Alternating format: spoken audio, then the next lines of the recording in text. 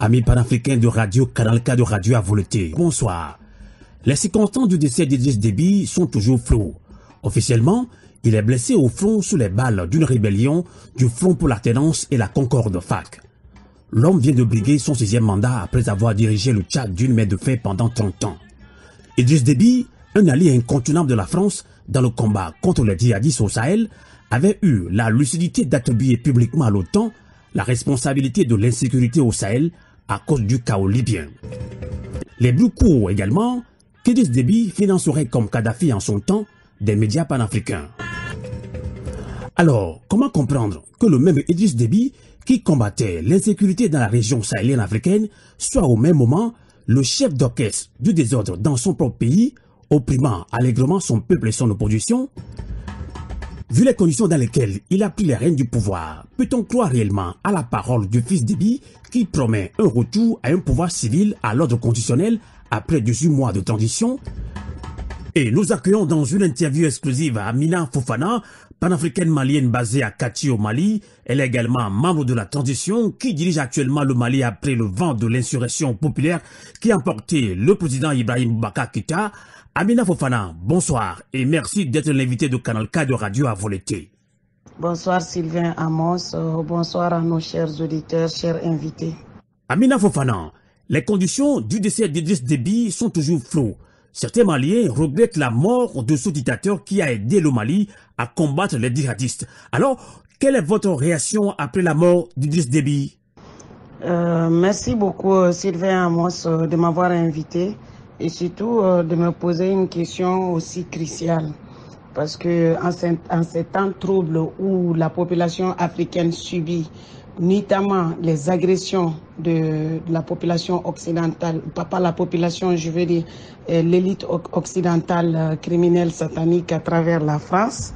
Donc il est temps aujourd'hui de se poser les vraies questions et de sortir les vrais problèmes, les sortir et les mettre sur la table. Tout à fait, allez-y. De parler même des enjeux géopolitiques de cette situation déplorable.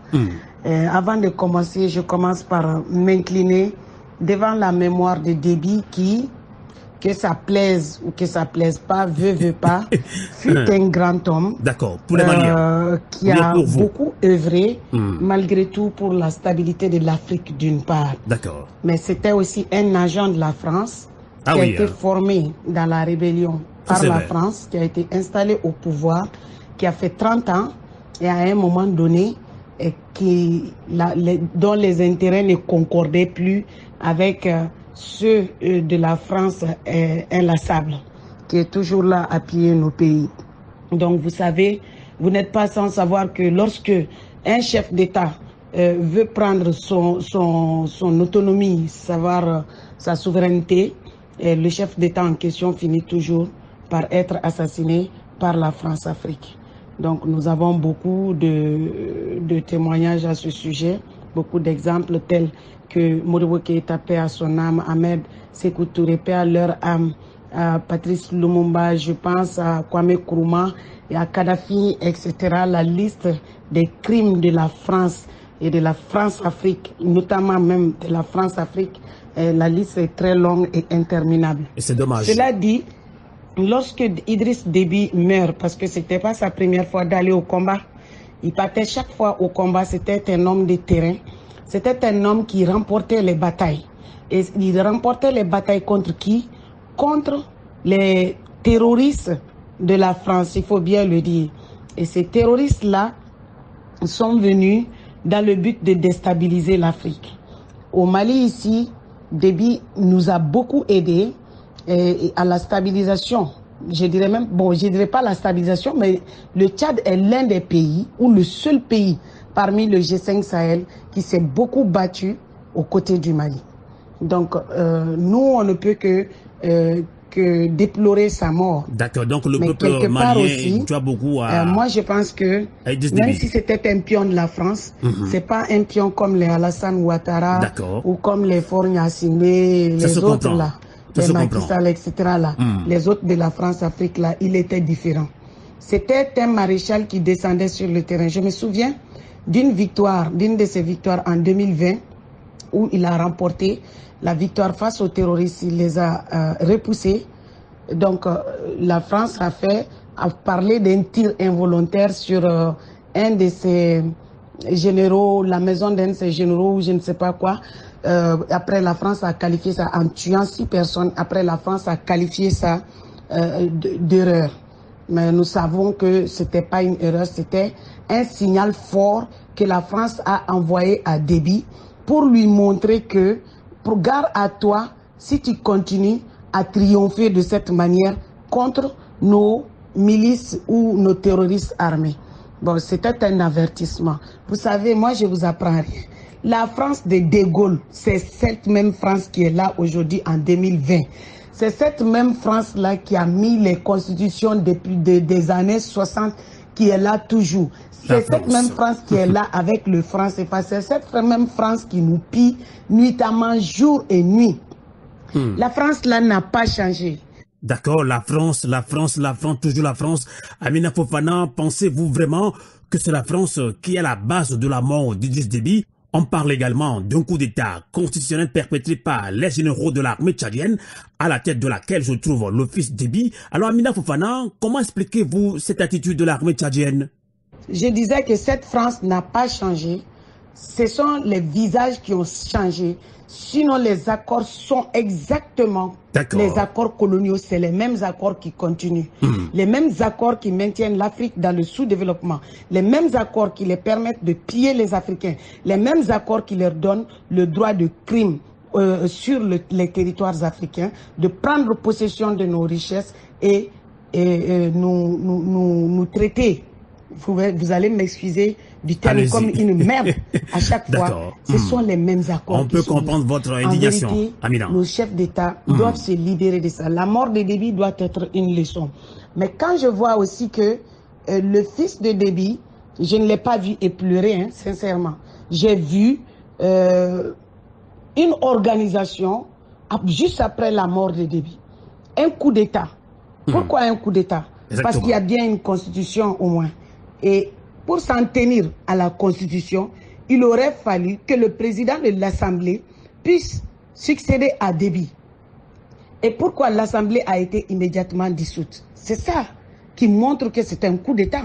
Ce n'est pas Déby qui était le président légitimement élu, si on peut le dire comme ça, qui a fait dissoudre l'Assemblée. Non, c'est son fils et les généraux. Donc ils ont rapidement, ça veut dire que c'était un coup planifié pour prendre la succession. Mais on n'est pas dans un royaume.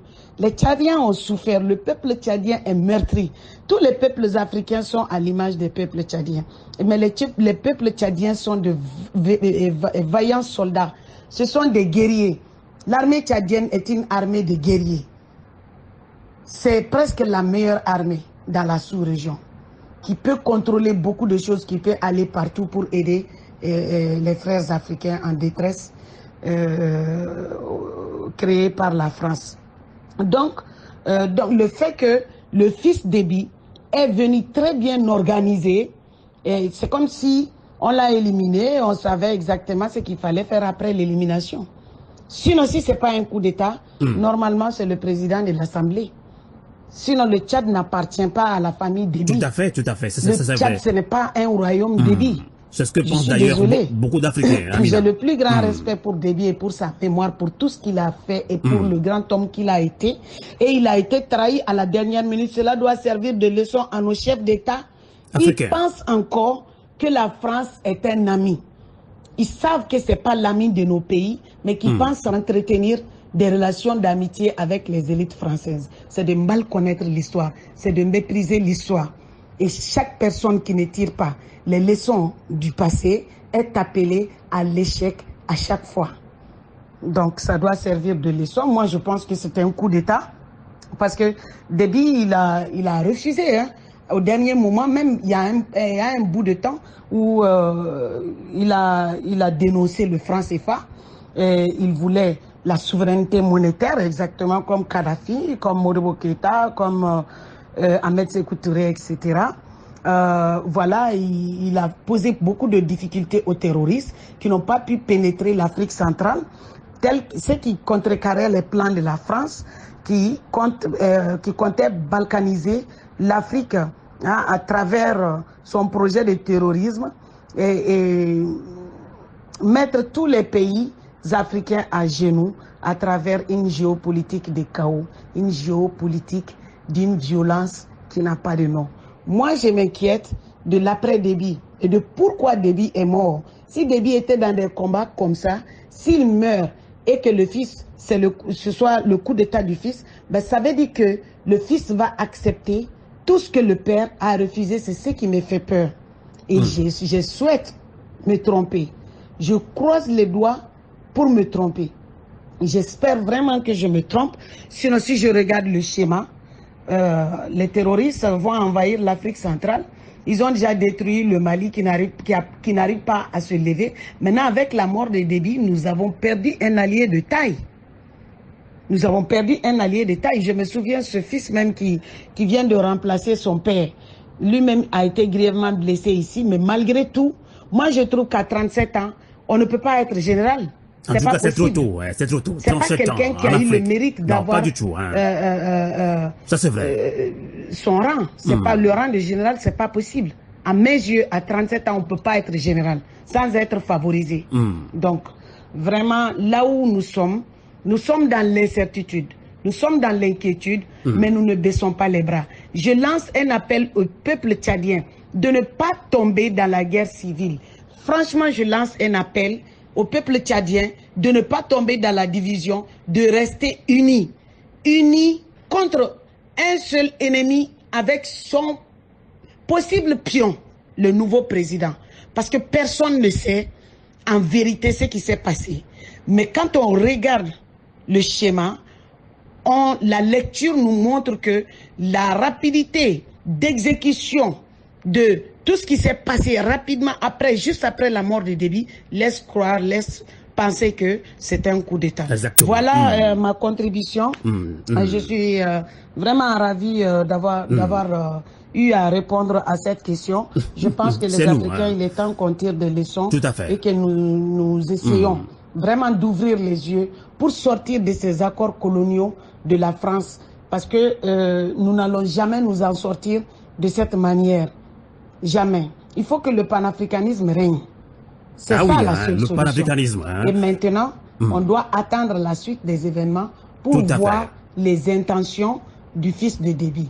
En attendant, moi je n'encourage ni les rebelles, ni le fils de Déby. Je vois que la France-Afrique est plus que jamais là.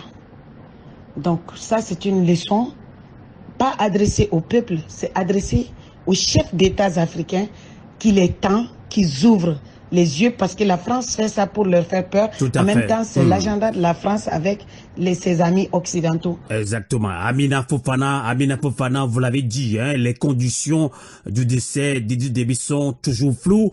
Idriss Déby assassiné, justement pour certains Africains, c'était un dictateur qui n'a servi que la France, et pour d'autres, il fut un grand panafricain. En témoignent ses interventions lors de la dernière campagne présidentielle où Idriss Déby fustigeait les méthodes employées par les anciens colons pour piller l'Afrique. Alors, Déby était-il vraiment un panafricain caché selon vous, Amina Fofana? Merci Sylvain Amos de m'avoir posé cette question. Oui, plusieurs Africains, pour plusieurs Africains, c'était un dictateur qui a servi la France. Exactement. Pour d'autres, il a opprimé l'opposition. On ne peut pas nier que Déby n'a pas servi la France. Tout à fait. Déby a bel et bien servi la France. Déby a été installé par la France, je l'ai dit. Déby a été maintenu par la France et vers la fin, contre son gré. C'est ça la réalité des choses. Si les panafricains, moi ça je ne peux pas le confirmer, mais être un panafricain, qu'est-ce que ça veut dire finalement? Ça veut dire quoi? C'est la grande question, c'est la grande question qu'on se pose. Lorsqu'on regrette, on devient panafricain.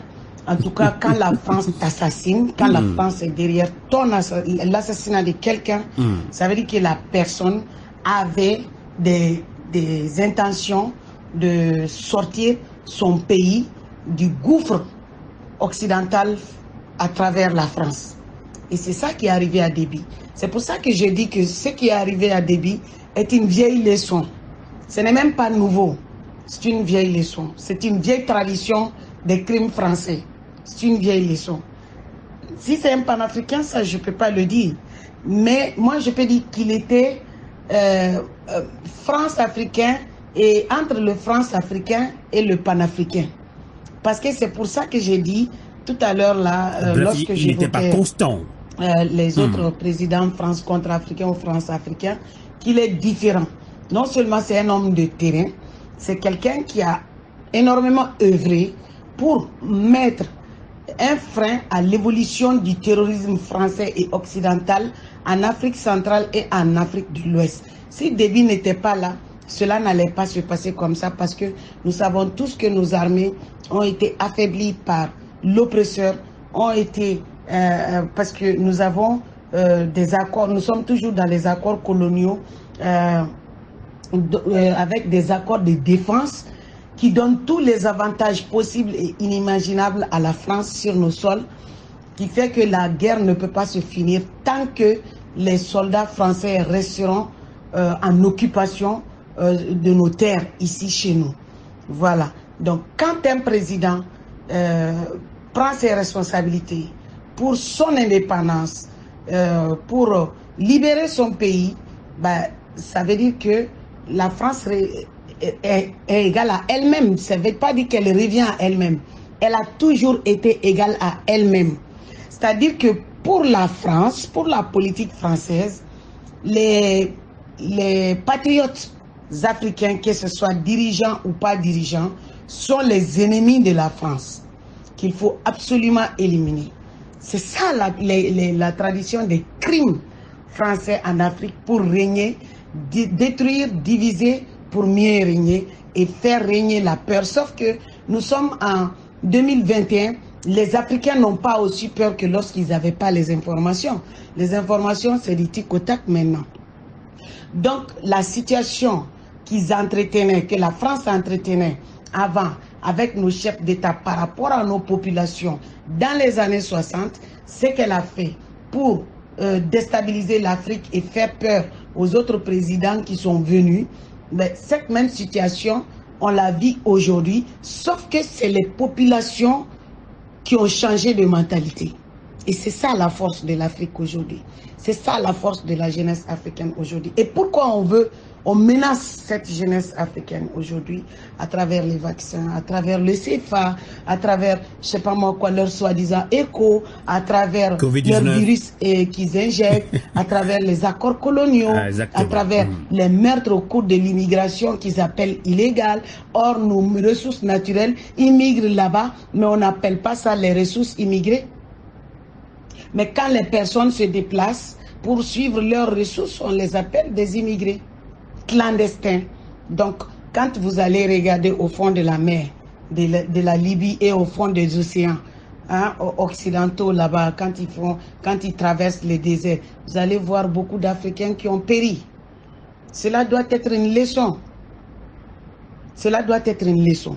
Moi, je pense que Déby était mi-panafricain, mi-France-africain.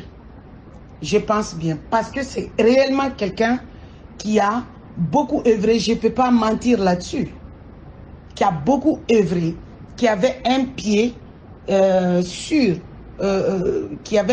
c'est-à-dire qui avait mis un frein à la déstabilisation du terrorisme français en Afrique, que ce soit en Afrique centrale ou en Afrique de l'Ouest. Maintenant, il faut s'inquiéter, c'est ce que j'ai dit, des conséquences de l'après-Déby. Parce que la leçon de la France-Afrique nous a appris que lorsque quelqu'un qui regrette, qui veut bien faire, est assassiné, c'est exactement l'assassin, comme l'assassin de Thomas Sankara, Blaise Compaoré, qui est venu au Burkina Faso. Je ne souhaite pas ça aux Tchadiens. Exactement. Merci beaucoup Amina Fofana de nous avoir accompagnés en ligne depuis le Mali à Kati justement.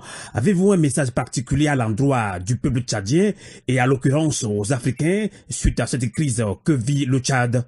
Je lance un appel solennel au peuple tchadien. Moi, Amina Fofana, je vous supplie de regarder, d'observer. Il faut que le peuple dialogue. Il faut que les rebelles déposent les armes, comme ils appellent eux là, les rebelles là-bas chez nous, c'est les terroristes. Il faut que ceux qui se révoltent partent en dialogue avec l'État et que l'État et ouvre le dialogue avec les insurgés, et si je peux appeler ça l'État, solution, puisque c'est un coup d'État. D'accord. Ils sont vraiment illégitimes. Mais si on doit faire avec, il faut que celui-là qui s'est autoproclamé président juste après la mort de son père ou l'assassinat de son père, qui s'est autoproclamé président avec la complicité de l'armée et des généraux, s'ils veulent vraiment la stabilité du Tchad, il faut qu'ils ouvrent un dialogue et qu'ils excluent la France comme Paul Kagame l'a fait en son temps pour reconstruire sa nation. Parce que les conséquences de l'après-Déby peuvent être extrêmement lourdes, puisque nous sommes en face d'un pays dictateur, d'un pays impérialiste qui est dans une géopolitique très très meurtrière, voilà, qui passe par le terrorisme, qui passe, c'est un pays nazi quoi, avec une politique nazie qui n'a pas d'autre méthode que le crime pour imposer sa dictature sur le peuple africain. Et le peuple africain est le seul peuple au monde où la France peut s'agiter. Donc il est temps de changer de partenaire. Le jeune président qui a fait le coup d'État là-bas au Tchad, mais il peut appeler la Russie pour avoir un partenariat gagnant-gagnant. Moi j'appelle à l'unité du peuple tchadien d'observer, je leur demande d'observer d'abord ce que ce jeune homme est venu accomplir.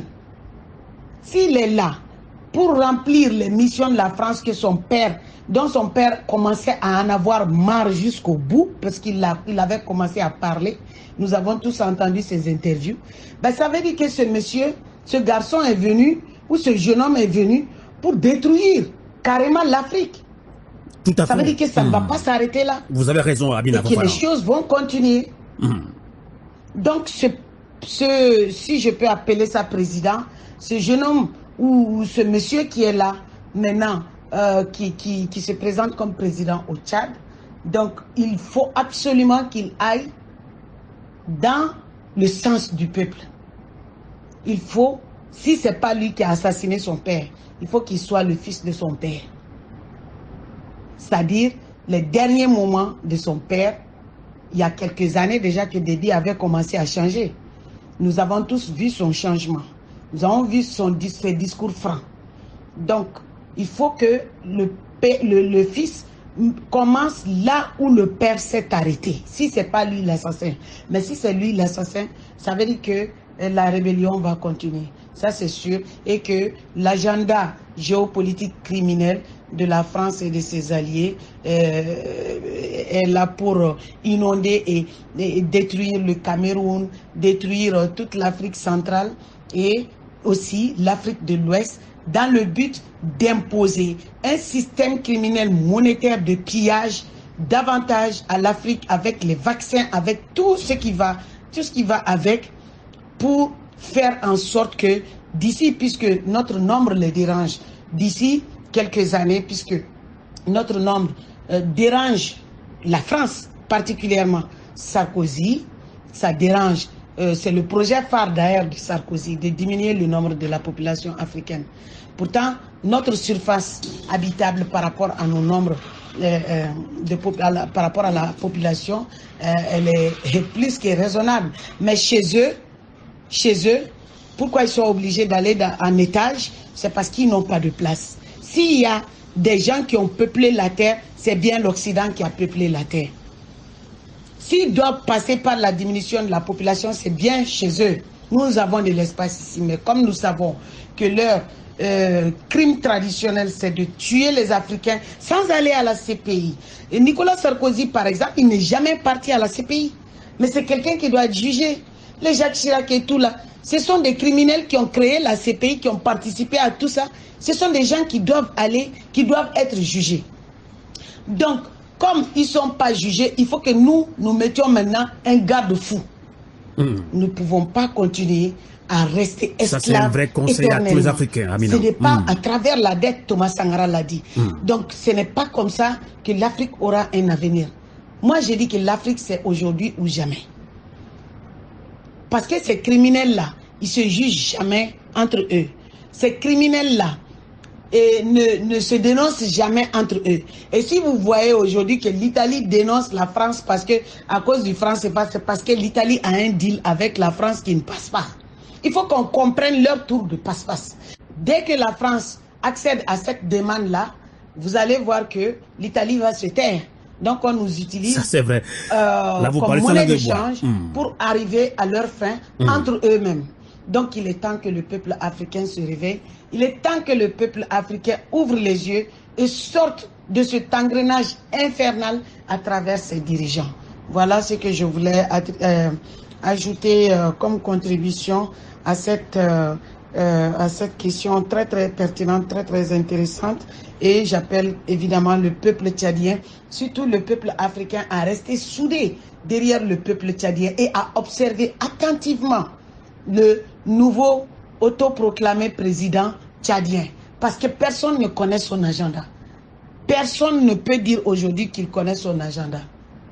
Mais par contre, on connaît la France. Et ça, c'est déjà un avantage. Et c'est vrai, c'est vrai. Merci également à vous, Amina Fofana, de nous avoir accompagnés en ligne depuis le Mali, justement à Kati. Je rappelle que vous êtes panafricaine malienne basée à Kati. Vous êtes également membre de la transition qui dirige actuellement le Mali après le vent de l'insurrection populaire qui a emporté le président Ibrahim Boubacar Keïta. Bonsoir et à très bientôt. La voix du peuple. La voix du peuple. La voix du peuple sur Radio à vous l'été. Radio à vous l'été. L'esprit patriotique.